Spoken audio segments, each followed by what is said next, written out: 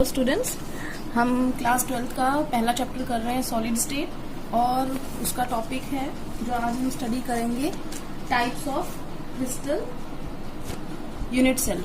जो क्रिस्टल के अंदर हमारी जो स्मॉलेस्ट यूनिट होती है जो बार बार रिपीट होती है, जो कल मैंने बताया था उसे यूनिट सेल कहते हैं, जो बार बार रिपीट होके और वो 3 डायमेंशनल क्रिस्टल लैटिस बनाती है। तो हमने कल पार्टिकल्स की पोजीशन के हिसाब से उसको डिवाइड किया था 2 कैटेगरी में। एक थी प्रिमिटिव सेल जिसके अंदर सिर्फ कॉर्नर्स पे पार्टिकल्स होते थे, और एक होती थी सेंटर्ड सेल जिसमें कॉर्नर्स के अलावा साथ में और किसी के सेंटर में, चाहे फेस का सेंटर हो, चाहे बॉडी का सेंटर हो, या वो एंड सेंटर्ड हो, 3 टाइप थी उसमें। आज हम थोड़ा क्राइटेरिया चेंज कर रहे हैं। यहाँ पर हम टाइप्स ऑफ यूनिट सेल पढ़ रहे हैं और यहाँ पर क्राइटेरिया क्या है उस यूनिट सेल का, उनके पैरामीटर्स। जिन बच्चों को अभी याद नहीं है कि पैरामीटर्स किसे कहते हैं, तो एक यूनिट सेल के अंदर 6 पैरामीटर होते हैं, 3 उनकी साइड्स होती हैं और 3 उनके एंगल होते हैं। तो सबसे पहले हम बात करते हैं कितनी टाइप्स होती हैं। तो 7 टाइप्स होती हैं यूनिट सेल की। किसी में कोई साइड अलग होगी, किसी में कोई एंगल अलग होगा, उस हिसाब से हम इसे स्टडी करेंगे। बोर्ड के अंदर 1 नंबर के क्वेश्चन के अंदर इसमें से एक क्वेश्चन मोस्टली आता है। जैसे आपसे पूछ लिया जाएगा कि इस टाइप की यूनिट सेल के अंदर कौन से एंगल या साइड होंगे, तो वो आपको देके या एंगल और साइड दे रखे होंगे, पूछेंगे कि कौन सी टाइप की यूनिट सेल है। तो हम सबसे सिंपल वाली से शुरू करते हैं, और इस पूरे चैप्टर में सिर्फ यही वाली यूनिट सेल को बार बार यूज किया गया है। सबसे पहली होती है हमारी cubic unit cell. First cubic unit cell होती है, और इसके अंदर अब क्या क्राइटेरिया होता है, मैं यहाँ पर साइड्स के लिए लिख रही हूँ और यहाँ पे एंगल्स के लिए लिख रही हूँ, ताकि आपको कंफ्यूजन ना रहे कि एंगल कौन सा है और साइड कौन सा है। और फिर उनका कोई एग्जाम्पल लिख दूंगी ताकि आपको पता चल जाए कि किसके अंदर ये इस टाइप की सेल पाई जाती है। तो क्यूबिक जो होता है वो सबसे सिंपल है, आपने बहुत बार देखी भी होगी। जो आपने कभी लूडो सांप सीढ़ी खेलते वक्त जो डाइस होता है वो एक क्यूबिक यूनिट सेल का एग्जाम्पल है। उसके अंदर सारी की सारी साइड्स एक दूसरे के बराबर होती हैं। तो इसका मतलब A is equal to B is equal to C की सारी साइड्स क्या हैं, एक दूसरे के बराबर हैं, और उनके सारों के बीच में angle alpha is equal to beta is equal to gamma, और वो सारे एंगल, तीनों एंगल बराबर होते हैं, और तीनों का एंगल कितना होता है 90 डिग्री। तो इसका मतलब तीनों साइड्स बराबर हैं और एंगल जो है वो सारे बराबर हैं और वो 90 डिग्री रखते हैं। जितने भी आप इसमें एग्जाम्पल पढ़ेंगे जैसे NaCl, सीजियम क्लोराइड, ZnS, ये सारे इसके अंदर हैं। उसके बाद हम आते हैं दूसरी टाइप की। तो बुक्स में थोड़ा बहुत इधर उधर करके दे देते हैं, लेकिन आपको याद करना है अगर प्रॉपर तरीके से, तो एक पैटर्न है। अगर वो पैटर्न आपको याद रह गया तो बस आपको नाम याद रखने हैं और उसके बाद आपका पूरा हो जाएगा, ये आपको याद रह जाएगा हमेशा के लिए। दूसरे नंबर पे जो है वो है हमारा टेट्रागोनल। टेट्रागोनल में क्या होता है, आपने सिर्फ एक साइड जो है वो सेम नहीं रहेगी, बाकी 2 साइड है वो सेम रहेंगी। तो A is equal to B is not equal to C। ज्यादातर आपने जो बॉक्सेस आते हैं हमारे तो पेन वगैरह के, तो उसमें 2 साइड्स बराबर होती हैं, एक साइड बड़ी होती है, तो वो इसी का एग्जाम्पल हो गया। या चाय पत्ती का डिब्बा देखना कभी, पीछे से नीचे से दोनों साइड स्क्वायर होता है, ऊपर बड़ा होता है, तो इसका मतलब उसकी 2 साइड्स क्या है, बराबर है। एक साइड जो है वो उसकी सेम नहीं है, तो इस वजह से ये इसका एग्जाम्पल होगा। प्लस में इसका जो एंगल्स है, एंगल्स सेम टू सेम रहेंगे, तो आपको याद रखने में दिक्कत नहीं होगी। क्या है, सिर्फ इसके और इसके में फर्क क्या है, सिर्फ एक साइड अनइक्वल है, एक साइड को क्रॉस करते जाओ। ऐसे ही हम अगला वाला ऐसा करेंगे, दोनों साइड क्रॉस कर देंगे, तो हमने एक साइड को क्रॉस कर दिया। और इसका एग्जाम्पल जो है वो होता है ज्यादातर टिन का ऑक्साइड, टाइटेनियम का ऑक्साइड, कैल्शियम सल्फेट, आप कोई भी यूज कर सकते हैं, व्हाइट टिन, कोई एक एग्जाम्पल याद रख सकते हैं। वैसे एग्जाम्पल पेपर में नहीं पूछे जाते हैं, ये सिर्फ आपको याद रखने के लिए बोला गया है।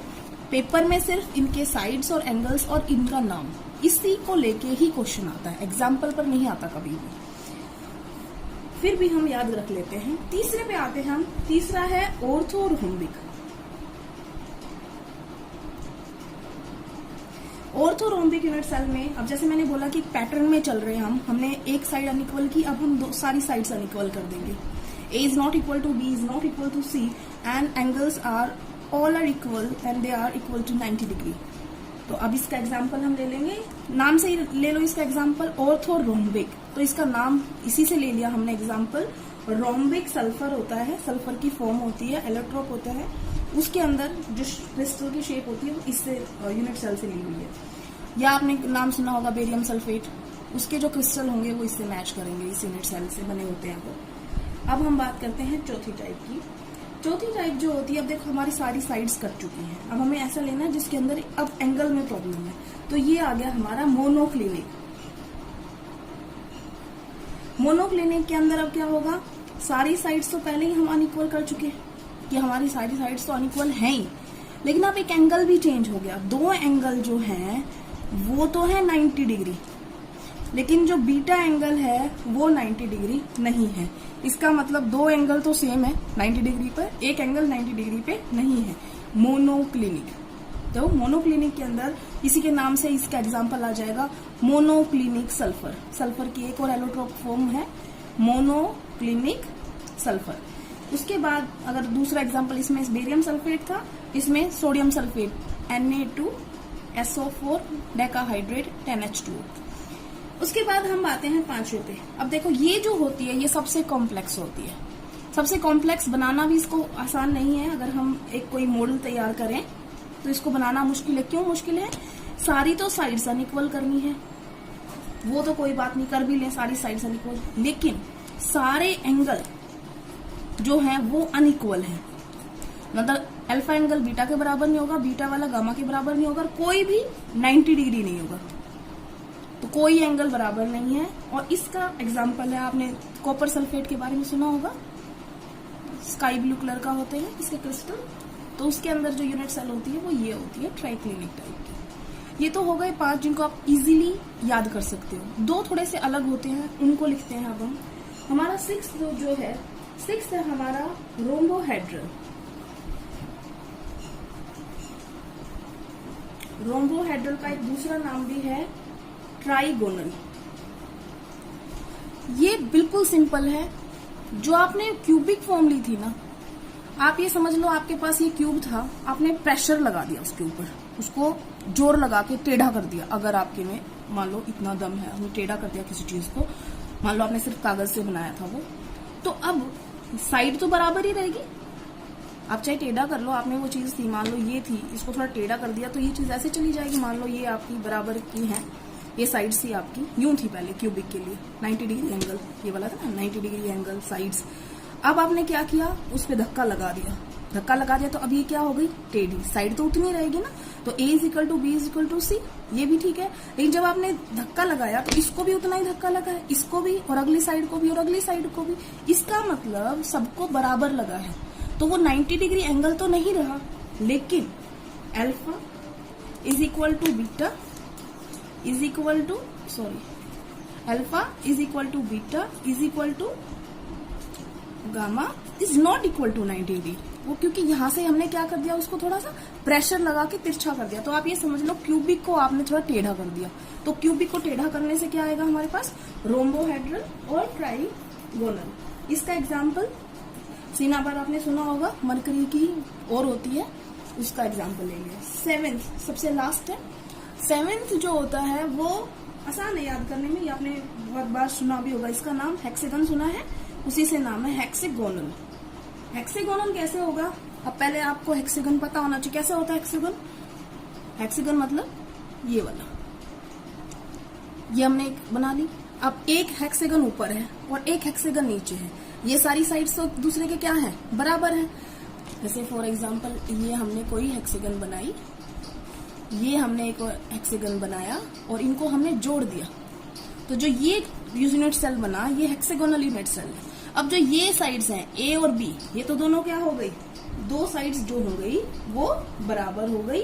एक साइड जो है वो बड़ी है, ये वाली जो यहां से ये कनेक्ट कर रही है। तो A = B but not equal to C, क्योंकि C जो है वो बड़ी है। और अब अल्फा, अब इसके एंगल समझने पड़ेंगे आपको। देखो A और B बराबर थे, तो ये एंगल और ये एंगल भी तो बराबर है। तो इसका मतलब दो एंगल भी बराबर है। तो कौन से बराबर है? Alpha is equal to beta is equal to 90 degree. कौन से एंगल की बात हो रही है ये अभी बताते हैं। जैसे एक ये एंगल है, ठीक है, एक इस साइड से लगेगा ये वाला एंगल, एक इधर से लगेगा ये वाला एंगल।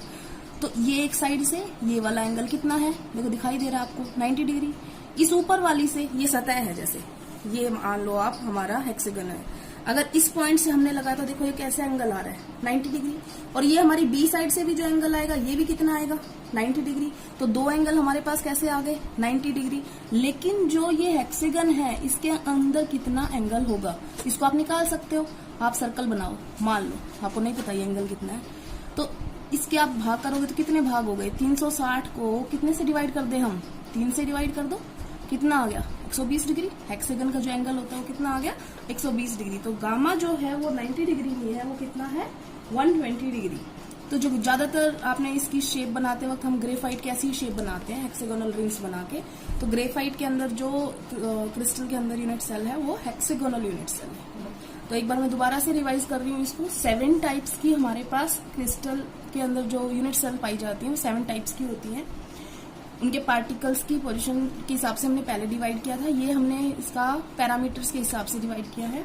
तो क्यूबिक के अंदर क्या होता है? सारी साइड्स इक्वल हैं, सारे एंगल इक्वल हैं, they are equal to 90 degree.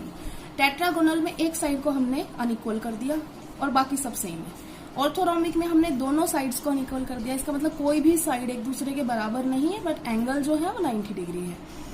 Monoclinic का एग्जांपल, मोनोक्लिनिक के अंदर क्या आएगा? सारी साइड्स अनइक्वल हो चुकी हैं, एक एंगल है वो कट गया, वो 90 डिग्री नहीं रहा। ट्राई क्लिनिक में कुछ भी बराबर नहीं है, ना ही साइड्स ना ही एंगल्स। रोम्बोहेड्रल और ट्राइगोनल के अंदर आपने जो क्यूबिक था उसको थोड़ा टेढ़ा कर दिया, तो सारी साइड्स तो बराबर रहेंगी, सारे एंगल भी बराबर रहेंगे, लेकिन वो एंगल थोड़ा सा क्या हो जाएगा? तिरछा हो जाएगा, तो वो 90 डिग्री नहीं रहेगा। तो कोई भी एंगल 90 डिग्री नहीं होगा और वो सारे एंगल एक दूसरे के बराबर होंगे। हेक्सागोनल के अंदर हमने हेक्सागन बनाया था तो दो साइड्स इक्वल हैं और एक साइड अनइक्वल है। और एंगल जो थे, दो एंगल, जो ये एंगल और ये एंगल बनाएंगे, ये दोनों 90 डिग्री है और जो ऊपर एक एंगल है वो 120 डिग्री है। तो ये हमारा हो गया कि यूनिट सेल कितने टाइप की हुई अकॉर्डिंग टू पैरामीटर्स। हम आपको दिखाने के लिए इसमें डायग्राम भी होता है बुक में, तो इसको देखने के लिए